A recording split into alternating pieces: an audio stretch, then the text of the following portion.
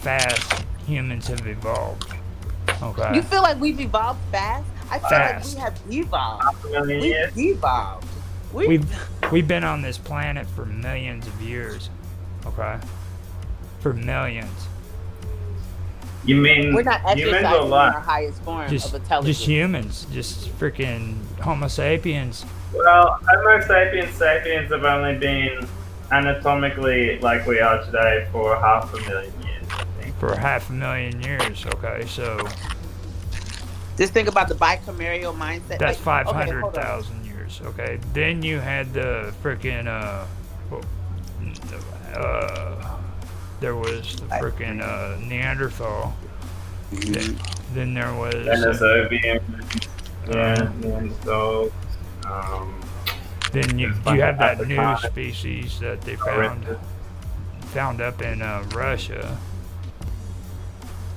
That one was supposed to be running around the same time as the freaking Neanderthals were.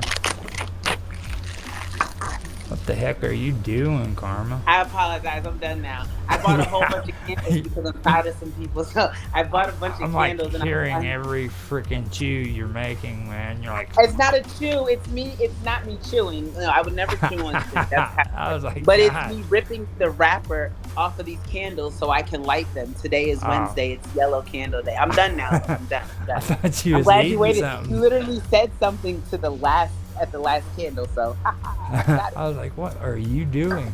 I was gonna mute, but the convo was too good, so I was just like, let me hurry up. I didn't know you could hear it, but now I know you can hear it, and so next time I know. But I did it. I just had to rip the wrappers off the candle so I can light them. And you see, like, right there, the reason why you can't really get anything about that theory is because there's just so much conflict in people's opinion. You know what I mean? Like, yeah. Didn't you say Hart had aliens? They said that there might have been some alien harvesting up there too as well, that they were kind of holding on to some aliens out that way as well.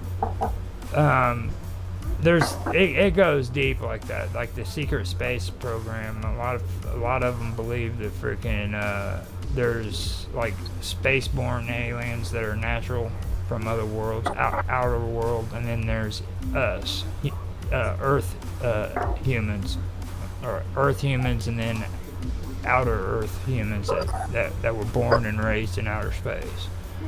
But then the thing, you can be a human. It doesn't mean your soul is necessarily human. You know, yeah, because we can reincarnate. You just told me about that. And reincarnate, but a soul can't die. Souls live forever. You remember you just told me about the guy that turned into a snake, that got turned into a snake in order for him to be able to come back. So I mean, you know that, right? Well, that was Sumerians, and you're talking. What was his name? Started with a D. Started with a D. I thought it started with an S. It's not Shasmos or Shash. That's not him. We were just talking about him too. Yesterday. Yeah, it wasn't. Yeah, you're right. It was an S. It was like Shashamu or Shat. It was freaking Inanna's husband. Mm-hmm. And you had to exchange his life because in order for him to come back, they had to get another life. And so he was an idiot. He was sitting there on that throne being lazy and shit, and his wife was just freaking brought back from the dead. Yeah, he pissed her off. I'm out here resurrecting myself, and you just sitting around chilling. Like, what's wrong with you? You don't piss freaking Inanna off. But that's like he was just saying, like, yeah, so as a result, we know that you don't have to be a person again when you come back. I mean, like, there you go.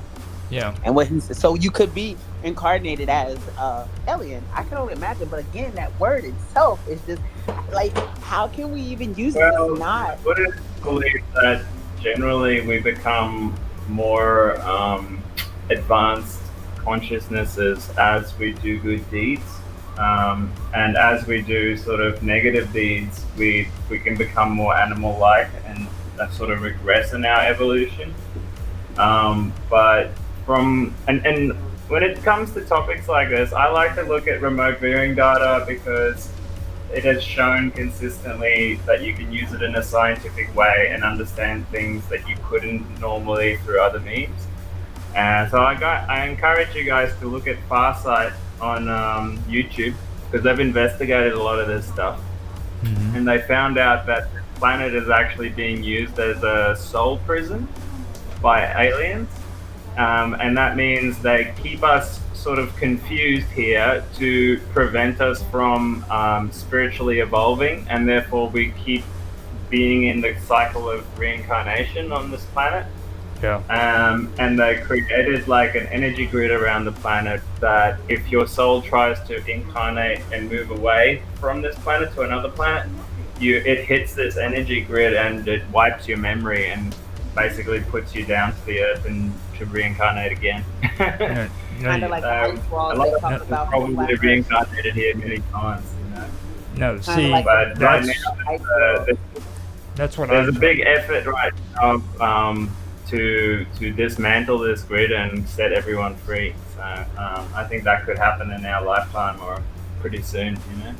Yeah, I've heard back in the day, that's what Alex Jones first believed. That's why he named his first thing, Prison Planet.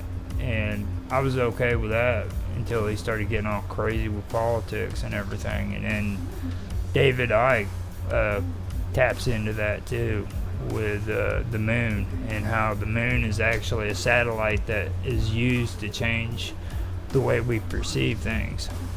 And because the moon itself is a mystery. A lot of people don't realize that. Compared to the real moon. You talk about the simulation the moon. of the moon. Just the size of the moon.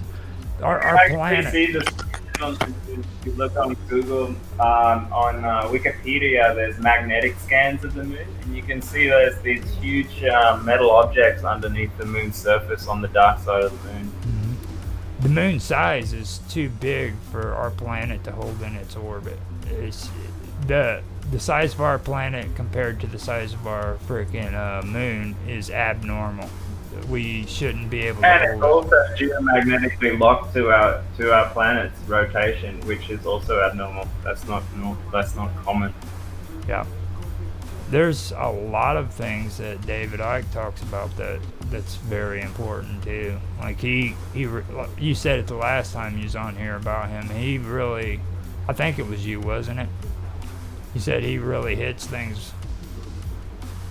But I don't know if it was me, but yeah, I like Ike stuff. He's generally onto it. But that reminds me too. Before you get off here, I already have asked Karma, and she said she's willing to do it at some time. Would you be willing to sit down and do an interview with us? Yeah, for sure. And just so you can get your story out and everything that you want to share, and then we can bug you afterwards, you know what I'm saying? Or at least it'll be what you want to say, and then if you want questions while you're doing it, we can do it that way, either way. Or you don't have to take questions at all, just, say. Yeah, man. Yeah, we should just have a little chat about what topics to cover. No, I mean an actual interview on you. Just talking about you, your findings, the stuff that you're into, type of stuff. Everything. I mean, yeah. Because you got a lot of. Yeah, we don't really want. Yeah, he just. Yeah. You know what I'm saying? Yeah, we'll see. Sounds good. We'll discuss it. It's hard catching you on here, man. You're like anonymous. Uh-huh. Yeah, I've been a little bit busy with random stuff lately, but yeah. Hopefully I'll get a bit more settled now. It's like whenever we can get you on here to do that, we'll get a good interview and get it all in order. That way we kind of understand a lot of the stuff that you're doing and where you're coming from and stuff like that. Sounds like a plan.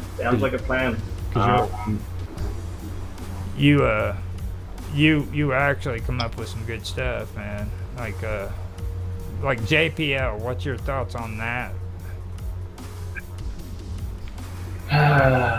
Well, I think there was definitely a bit of creepiness around the beginnings of NASA and JPL and that, with like you said, Parsons and their black magic and all that. You know, Aleister Crowley influenced them quite a bit. But I think part of that reason is because they were aware of the extraterrestrials early on in the piece, and to them, I don't know if to them it was like something they worshipped or something that they're, you know, tapped into or whatever. But it does seem like they had some high strangeness around that, because I remember Crowley channeled a being that looked a lot like a grey alien, like early on in the piece. But yeah, I don't know. I think like a lot of it is a bit of a psyop as well, because I think, like I said, the secret space program has much more advanced technology, and they've just given us this like crap that, like, you know, the space shuttle and stuff like that. That's just like based on old school Nazi rocket technology, not, you know, and we were never really able to progress as fast as we should have.